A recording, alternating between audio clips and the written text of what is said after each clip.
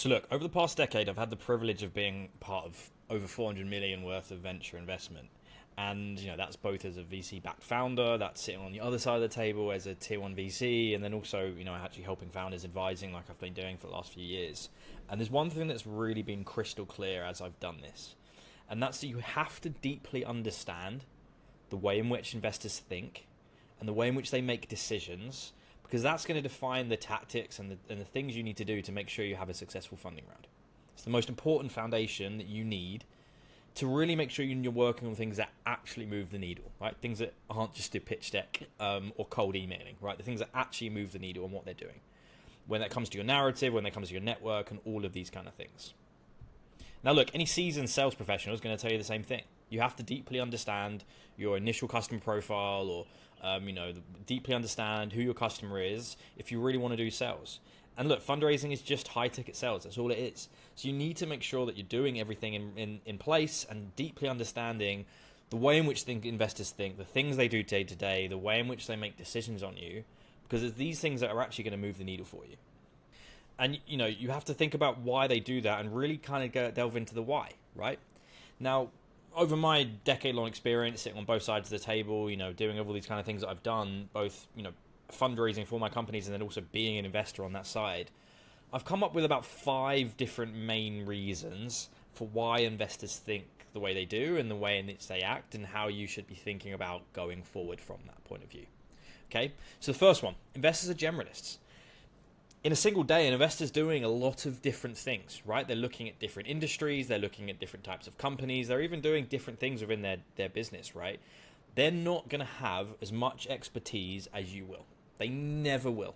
At no point are they ever going to have your expertise. They're not in day-to-day working with your customers, they're not day-to-day working with your processes, with your product, all of these kind of things. Even if they've built previous companies before, your specific industry with your niche, they are generalists at. They're never going to be experts. Now, they may have opinions. They may have strong opinions on the way in which you should grow, etc., etc., but they don't have your expertise. And one of the biggest things they're looking for is your expertise. Now, look, I'll use an example, right? I was a biotech founder, a fairly successful one. I then moved into a tier one VC fund as a health tech and biotech investor.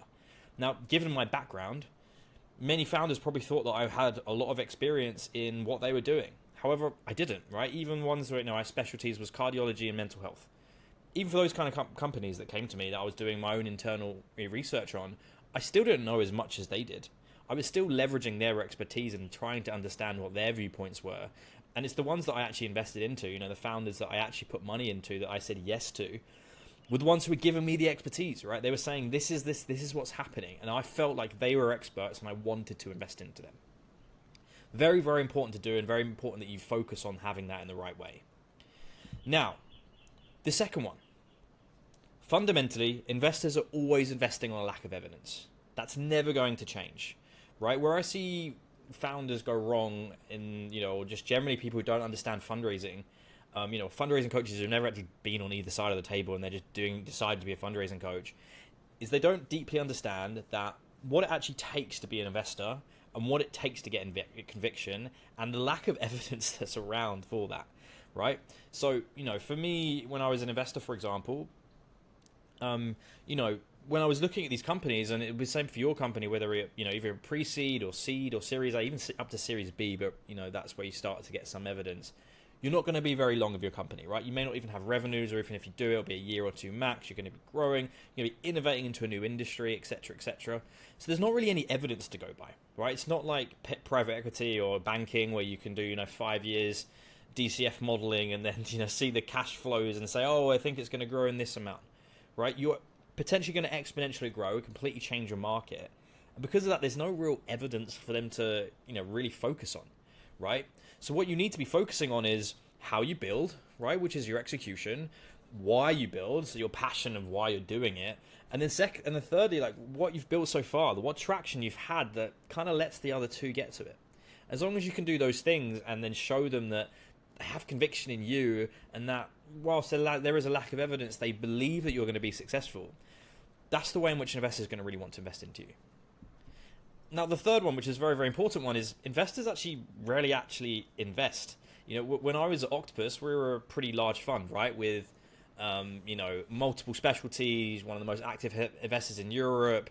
We did about 25 million in investments per team per year, but this still only meant about 15 to 20 investments for the whole fund, right? And we were a $2 billion fund. Think about a company, a fund where it's, only 100 million, right? Or 200 million. Sometimes they don't really do anything. I know some VC funds in Europe that actually only do about 2 or 3 investments per year with a team of like 3 or 4 people. Right, and when I was even at Octopus, we only really were expected to do 1 to 2 investments per year, right? And now for the smaller active, maybe not even expect to do 1. Now, when you think about that from a point of view, that one, again, coming back to the point of view of an investor, right? This is their job, right? It's a 9 to 5 job.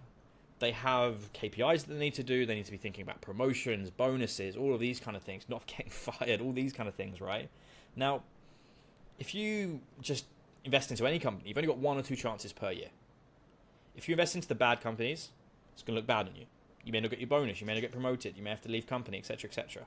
So you have to have conviction that 1 or 2 investments that come through your door is the right one. So if you can't convince an investor that you're that exact person, that exact founder in the last 6 to 12 months that they've been looking for, that diamond in the rough, that's completely different to everyone else, that's not cold emailing, that's not just sending a pitch deck that's not good, but actually is like, wow, this founder is amazing. Being connected by me from amazing. They've got amazing signals coming from all different angles of all these people that I trust are saying amazing. When I speak to them, they have an amazing narrative. They're communicating with me in an amazing way. Oh my God, the funding round is competitive. These are the kind of things that you need to get to, because these are the things that really move the needle, right? And these are the ways an investor has to think of is, wow, this is the 1 or 2 companies that I've been looking for. Spent 6 months trying to find this, and this is it. This is the founder. You're the founder. I need to invest into you. And that's such an important aspect.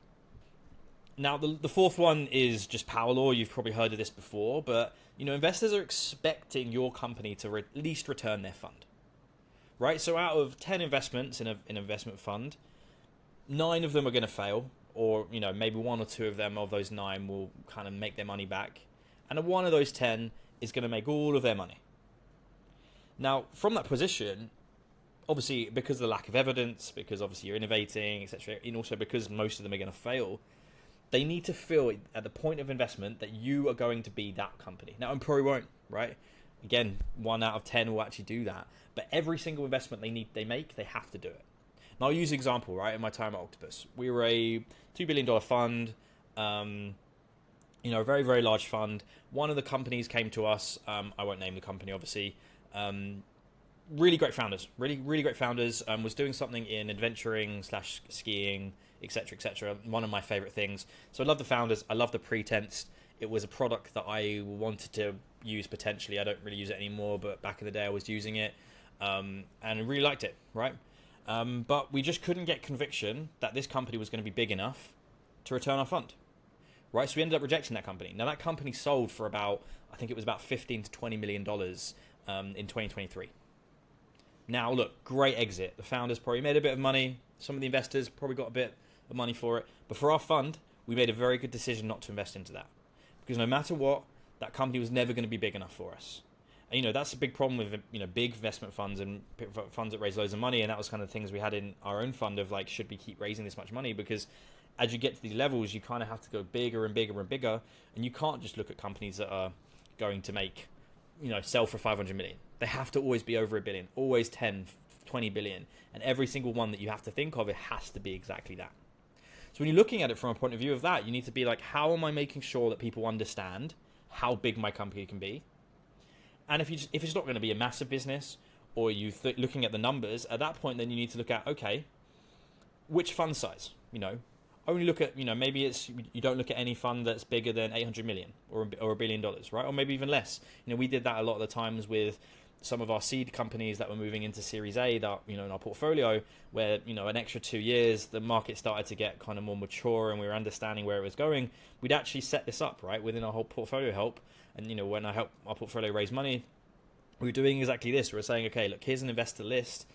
Let's just cut out the top. They're not going to invest into you. Let's keep to the smaller funds because you're going to still be able to potentially return their fund, even though you're not going to be able to be a 1, 2, 3, 4 billion company. They'll still want to invest into you. But these bigger funds, it just won't work. And the fifth one, which is incredibly important and something I didn't really understand until I was a VC myself, right, is it kind of what I was said on point 3, right? VCs are in a 9 to 5, right? They have KPIs. They invest 1 or 2 a year. Well, another thing part of their KPIs is they have to explain companies internally to their colleagues.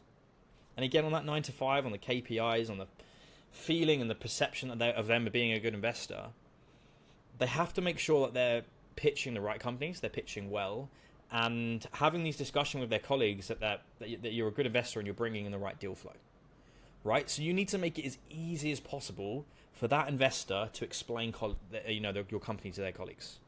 Because if they don't, they may not even explain it very well. They'll do 2 things, right? One will be they'll explain it really badly, and I'll give you a story about that one in a second. And the second one is if they do, actually like you, but they can't really explain it and they're a bit confused and they are kind of worried that the team and their colleagues are not going to like it, they may just say no. They may reject you. They'll be like, it's too confusing to me. So you have to make it clear and concise. Now, on the first one, again, coming back to my time as a VC, tier 1 VC at Octopus, we had our weekly management meeting. My colleague, he came into the meeting talking about this company. Now, we were like, not sure about it. He kind of explained it. We tried to push him back on it. Didn't really sound very interesting from either of our ends. There was no one who said yes to him. So he actually rejected him after the intro meeting. Right? Didn't take a second meeting. None of us met him. No, none of us met the founders. Now, 6 months later, this company raises a £9 million seed round. Right? We weren't a part of it because obviously we rejected it in the intro. Now, we didn't, it's just 6 months later, we had obviously some stuff in the CRM, but we were on our little healthcare team chat talking about how's no one seen this business? What's happening? How have we missed this? We're meant to be, a tier 1 fund that sees 90% of the market, and this massive funding round's done. And, at that point we understood what the company was because obviously there was more articles on it, etc. And we researched it, and we're like, how have we not seen this? Now, my colleague, he came to me and he said, we have seen it. I said, I discussed it with you guys 6 months ago when they were doing their funding round. And I was really excited. It was one I was really excited by that you pushed down and said no to. And look, a part of that was maybe a bit of us not doing amazingly well. But a big part was he just didn't explain it very well to us, right? He didn't explain it in the way that it was actually the company was. And he didn't explain it and discuss it in a way that made us excited. Now, that's an example from my colleague. I did the exact same thing many times, don't worry. And any investor will.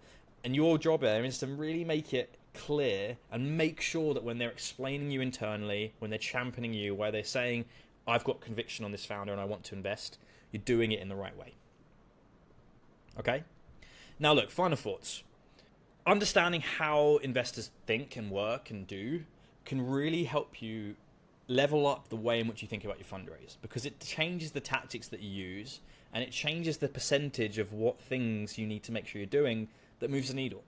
Like I said before, it's not about your pitch deck, right? It's about how you can create the perception of you as an amazing founder, and then once you're in that meeting, communicating that in the right way that makes them feel like you're the best founder. And with these 5 sections, you can really make sure you're doing everything correctly to do that in the right way. Hopefully that's helpful.